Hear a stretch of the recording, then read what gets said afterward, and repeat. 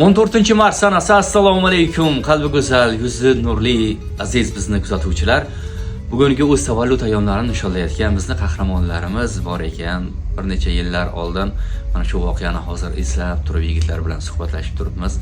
Tabriklaymiz shu agentligini brendiga, nomiga o'z hissasini qo'shgan qadrdonimiz, bizni yaqin insonimiz Shahzod akamizni bugungi tavallud ayyomlari bilan samimiy muborakbod etamiz. Shahzod akajon, assalomu alaykum.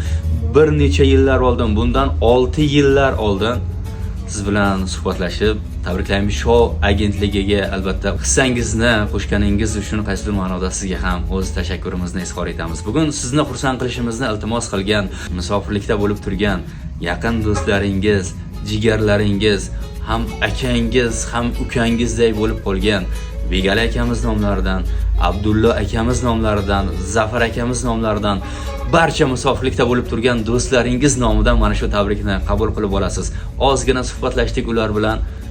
Bilasan ukajon dedilar, Shahzodjon biz uchun qadrli inson. Yoshligimizdan birga ulg'ayib, birga o'sib, yaxshi yomon kunimiz birga o'tgan. Do'stimiz bilan faxrlanamiz.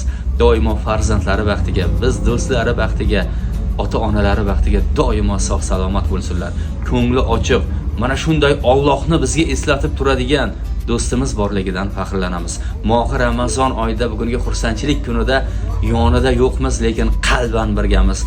Do'stimizni yaxshi ko'ramiz deya chiroyli bo'lgan to'rtlikni sovg'a tariqasida taqdim etishimizni iltimos qilganlar Shahzod akajon, do'stlaringiz nomidan yangraydi chiroyli to'rtliklarimiz.